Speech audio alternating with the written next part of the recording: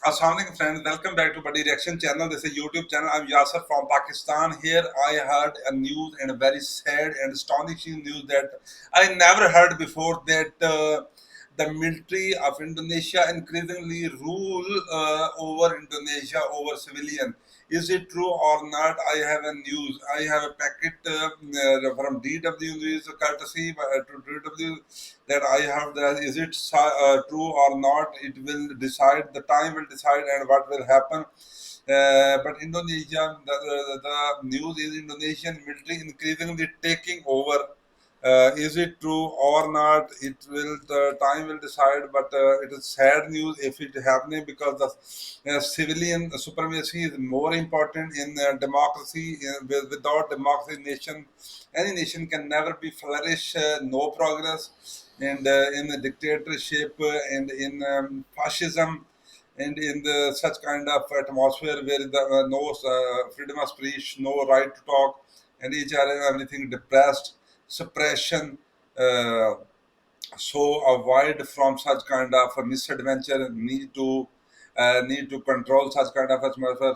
First, I share with you the news, then we will talk on it. That God forbidden this news should be untrue, should be fake. Please pray for it that this news should be. Members of the military have steadily taken over what were once civilian roles. Soldiers are now running farms and delivering food to classrooms, a sign of how central the military has become to the current government. As President Prabowo gets ready to mark a year in office, critics warn that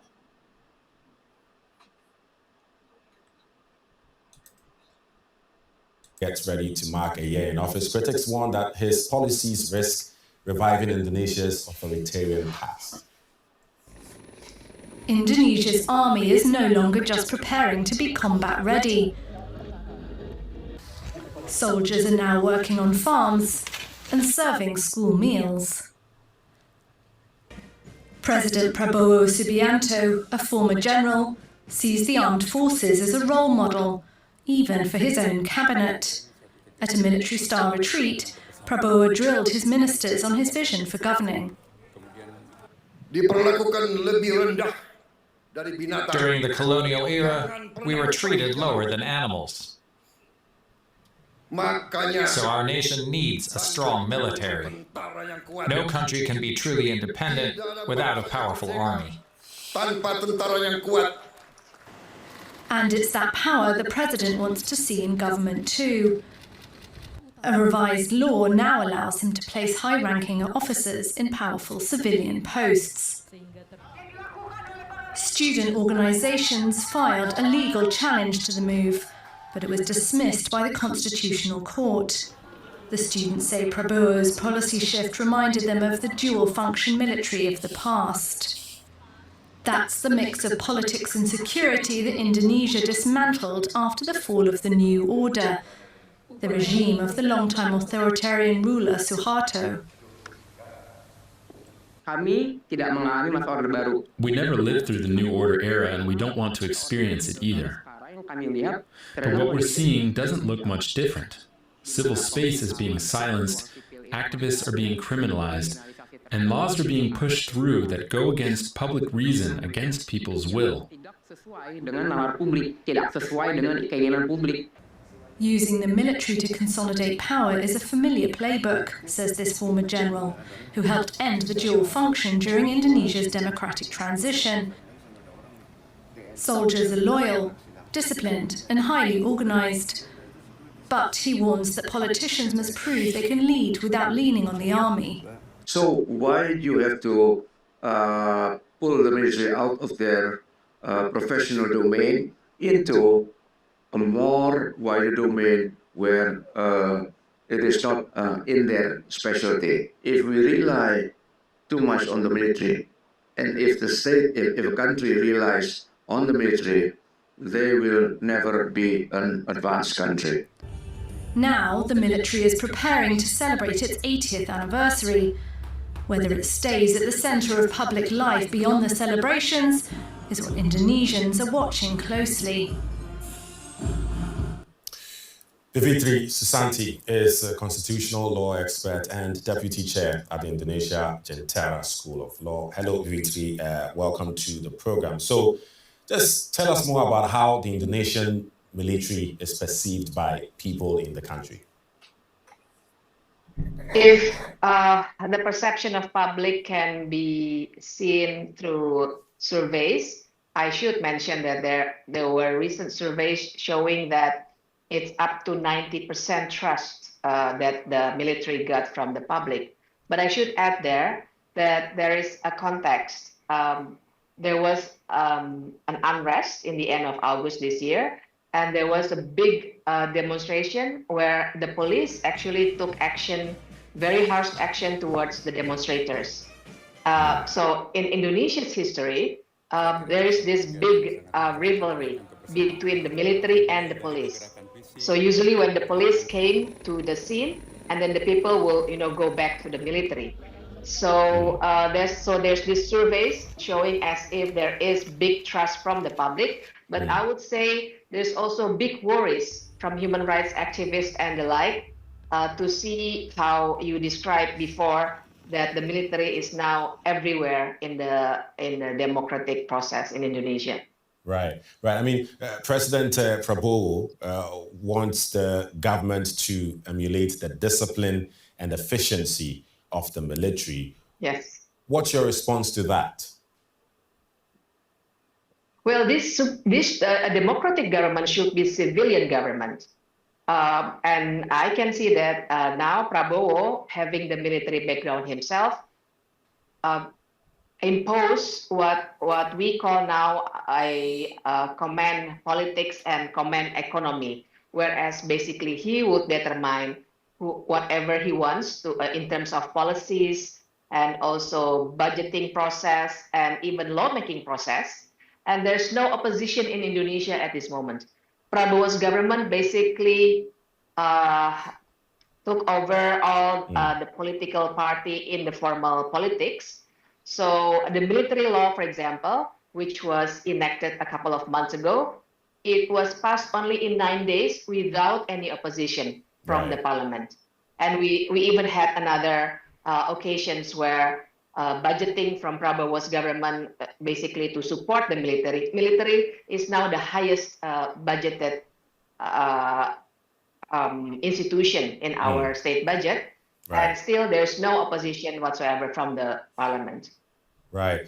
So it's not, uncommon for the military in democracies to deploy, troops to help out civilians, right? Usually during disasters, and, just generally to help out in some instances. So why is it alarming to see soldiers serving communities in Indonesia now? Because it's going everywhere now, even when there's no disasters like today. So as we saw previously, that they even involved in we call it food estate. It's like the integrated agriculture projects. So the military would, plant cassava, corn, and all that, where they had already projects previously and it was all failed. But the modus is that they would grab the land and then have the food estate. And probably in some years, they will take the land and give it to corporations. Right. And then they also have civilian auxiliary troops everywhere. They call it development territorial troops. So basically, they deal with the free meal programs. They manage the kitchens, for children. And we now have very big number of food poisoning.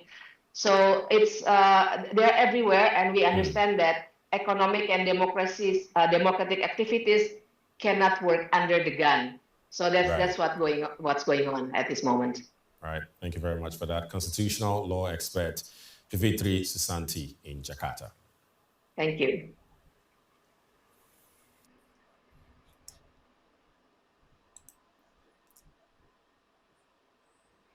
There is no activity done by in the umbrella of gun in the under gun in the brutality in the existence of brutality. It is true that there is no activity can be done, and this is a very alarming situation that which is Indonesia is facing. That it's very sad.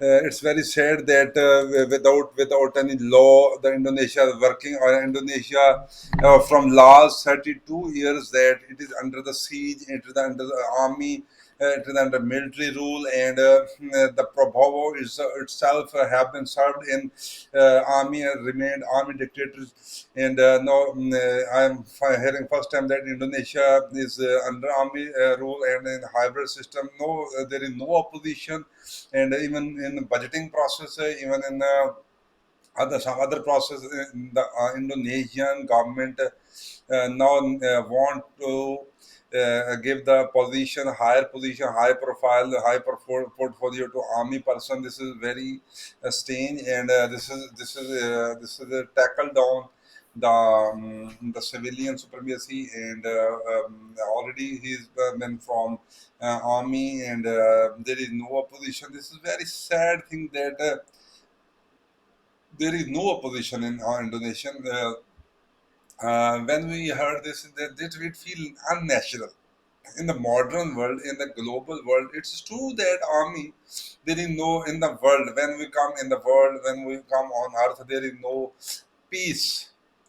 There is no cool and calm atmosphere because there is uncertainty and sometimes ups and down.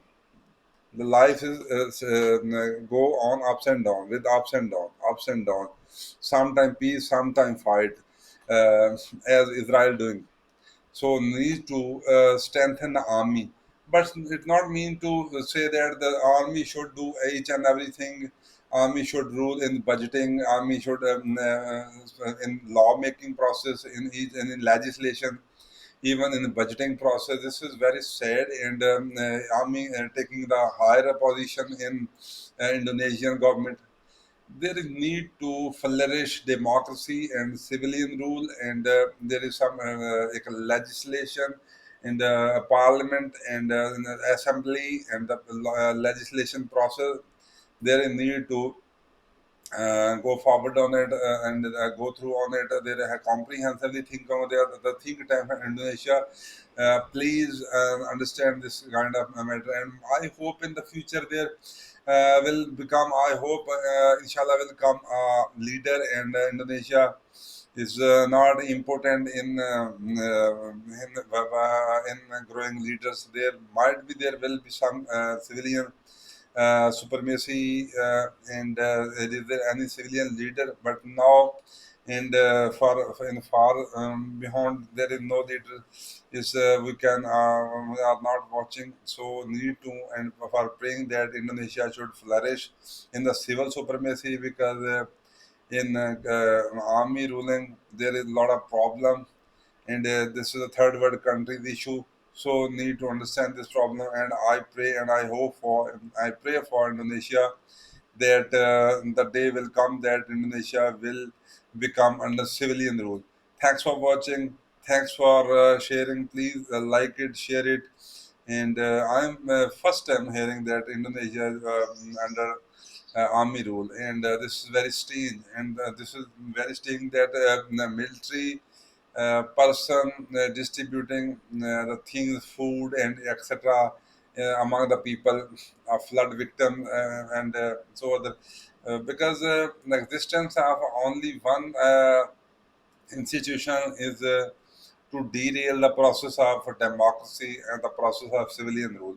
There should be space. There should be space from the for the civilian also, because the legislation process, the foreign policy, the budgeting process is for civilian, and what we are giving message to the our offspring, to the next generation. This is very shared, and this will give ignition to Gen Z.